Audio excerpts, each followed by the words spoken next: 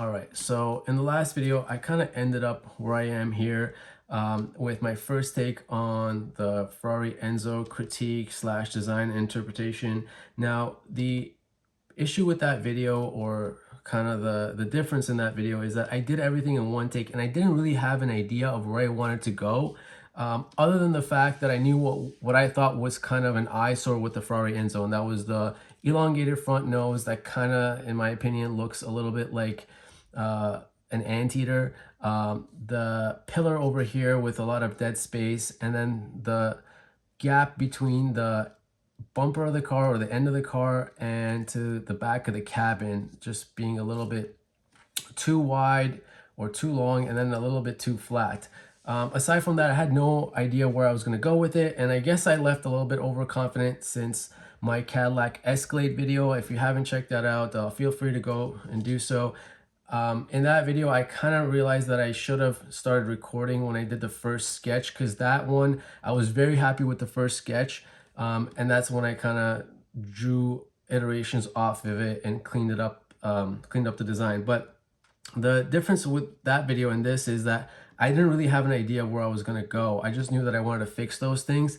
But then I realized this is a lot more complicated design, mostly because the front end of this Enzo and just the overall design is really trying to emulate a Formula One car. Now, it's pretty obvious with the Formula One type of nose, but there's a lot more iterations or features of Formula One car that was incorporated into this design than one would realize at first glance. And today, so I'm not really going to be doing any sketches. It's going to be like an update of what I'm going to be doing in the next few videos. Again, I could talk about this stuff all day, so I kind of want to make these videos either short or into segments so that, you know, it doesn't get too long. And it's kind of funny how since then the new Ferrari Luce has come out, and it's kind of, the timing was interesting because had I known this is the Ferrari Luce, had I known, I probably would have done a video on this. But I think there's a lot of people giving their design critiques on this. This is a designer, I believe his name is Johnny or Joni Ive. He's from Apple, but this is going to be, I'm going to save this for a whole other video. So there's going to be more to come. But back to the Enzo. When I kind of looked at my design, I realized that I really didn't plan the front end very well. And obviously it's hard to do it while I'm talking and trying to do it in one take, and I don't want to pause for hours and then like erase. This was all done without without much erasure. And since then I've actually cleaned up the headlights a little bit because that really bothered me a lot. If you can see, the old marks of the headlights are there. It wasn't with the right perspective, but even with cleaning it up a little bit, I didn't really think about it as much as I should have. So what I've done now is back to the drawing board, sort of say, and I analyzed what the Ferrari Enzo had and like what was incorporated into front end. And so including like the front spoilers. Now you can't see it from this angle, but I've gone ahead and printed out some late 90s, early 2000s Formula One cars that were clearly the inspiration for the Ferrari Enzo. Now, these are not in chronological order, but you can kind of see some, I believe this is like 95 or 96, and then it goes up till, this is a more modern one, but it kind of just gives you an idea of how the top view of the Ferrari looks like, the Formula One cars. And then if I were to bring this, this is the Enzo, the top view of that, and overlay it into any one of these, you can kind of see where they've tried to incorporate the nose, the clear or infamous Ferrari Formula One or any Formula One nose into the car. Now you can see it it's obviously in every Formula One car, but again, Ferrari is kind of notorious for their Formula One and racing pedigree. But from this top view, you can get a better idea of what's going on. It seems like they tried to overlay kind of a car onto a Formula One body, or just integrate all of them together.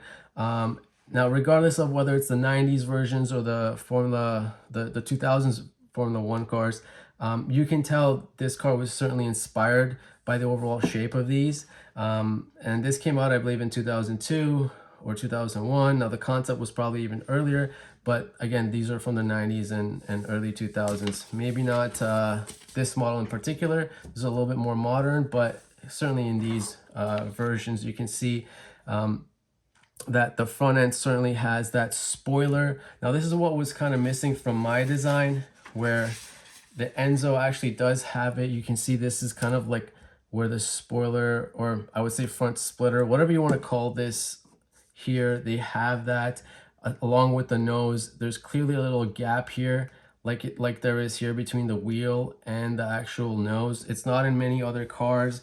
My design, it didn't incorporate it because again, this was kind of like right off the cuff kind of design, and so I wasn't happy with what I kind of drew up, and so I'm kind of back in the drawing board here. Now since then, I've also looked at the front end, because it's good to like look at the actual front view of the car. The back view of the car is going to be, again, probably another video where it's a lot cleaner. I like the design. Maybe I would like change up the tail lights, but overall, I don't have too many criticisms of the back. I will certainly be changing things up, but the front is kind of where you see how the car looks, and it's important to kind of get a 2D idea of the shape of things. And so I kind of went back to the drawing board and I tried to think about what was wrong with my design here. I did start with this 2D side profile, but it's hard to kind of picture something in 3D. It's sometimes better off to just start with 2D perspective or like a front view and then go from there. So what I've done is I just casually sketched a few variations of the Ferrari Enzo. Now, this was my almost trying to carbon copy the original design, and then I tried to come up with variations around it. Now, again, this is a very rough sketch, but I kind of wanted to play with the width of the nose, the direction of where the nose, the angle of this nose, where it goes, the headlights, all sorts of things. Now, as you can see, like this is obviously the original. I tried going with like a much wider nose here, and then keeping that angled hood.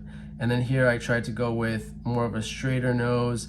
I tried to split up the headlight. Now, you might be looking at one of these, and one of these will probably indefinitely, like, you'll like more.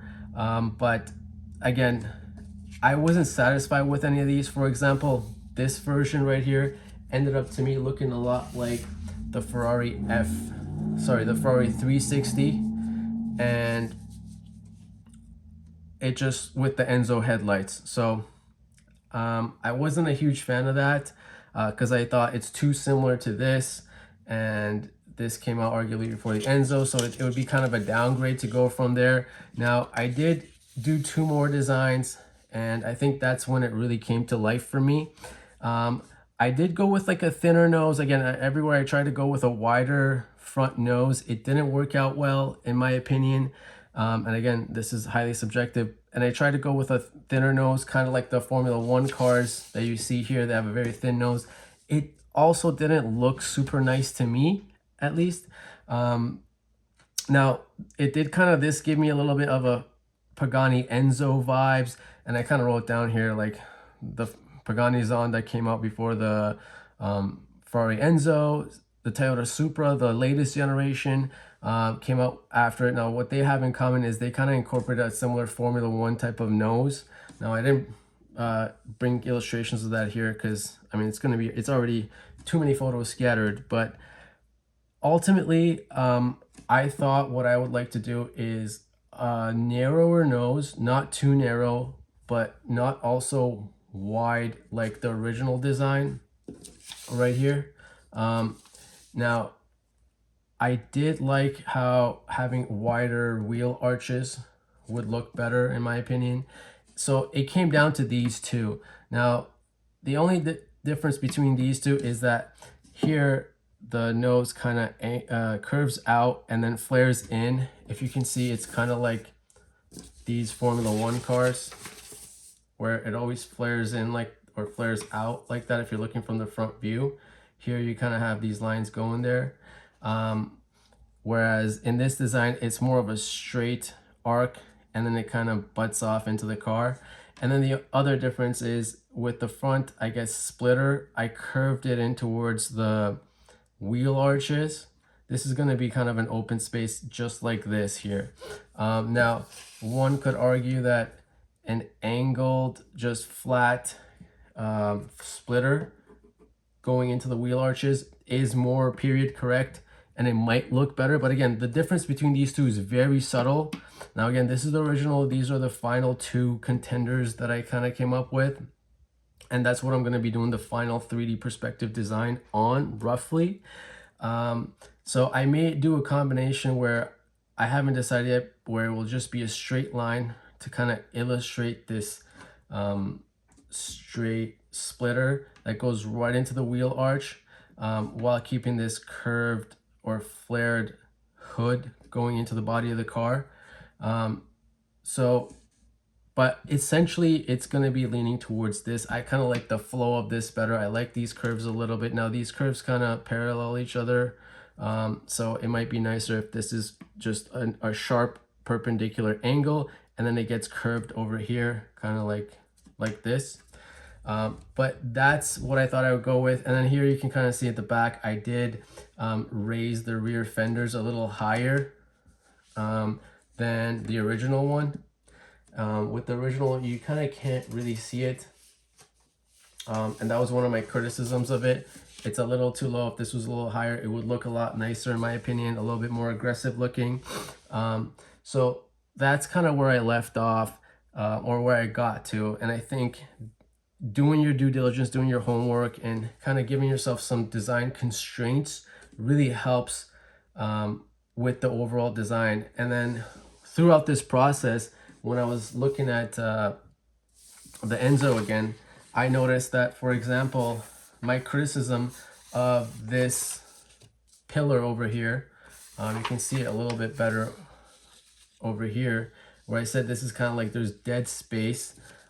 In this angle, it kind of looks nice, but it made me realize that this is kind of the one and only pillar where the Formula One cars have, where it's the kind of the roof just, or the pillar just before the helmet of the driver over here.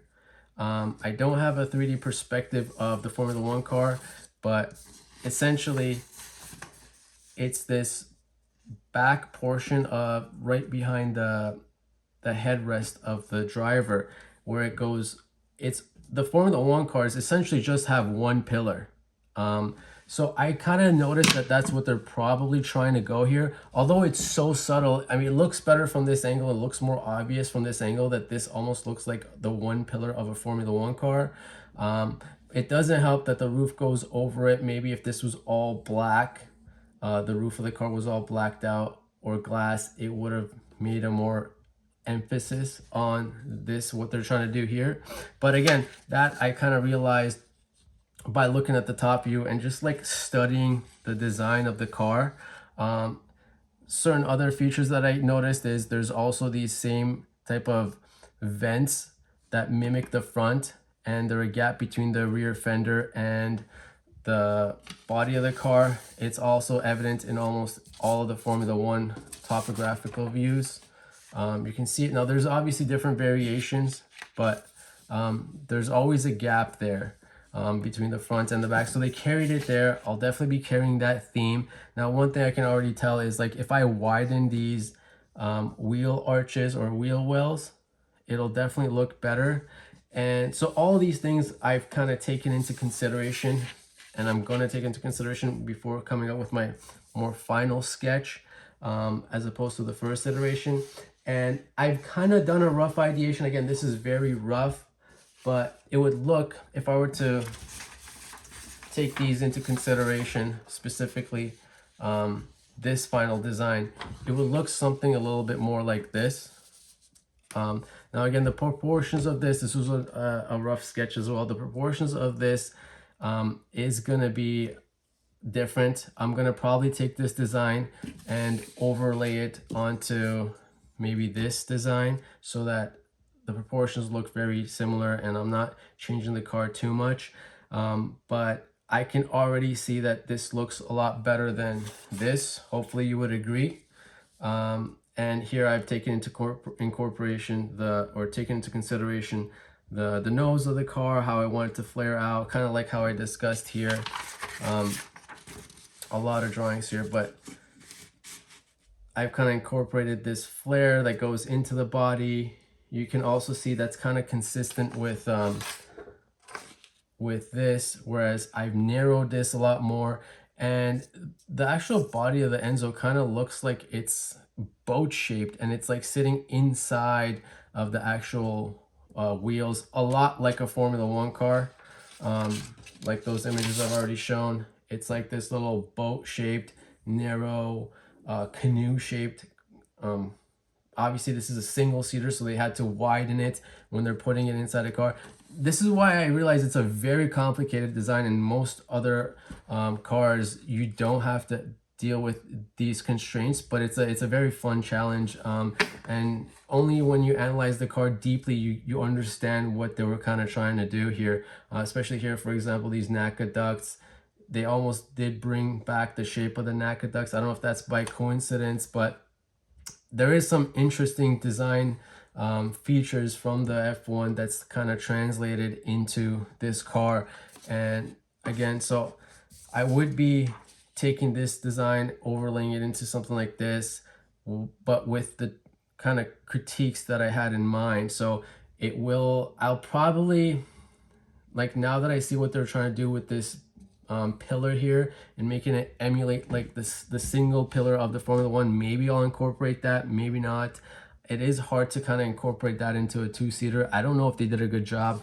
I mean, it's only after again, with careful analysis that I realized that, and I might be wrong, but it does look very similar to a Formula One driver's cockpit. Now, so ultimately I'll be overlaying this or a variation of this onto something like this. So that's where it's headed. That's the update I kind of wanted to give.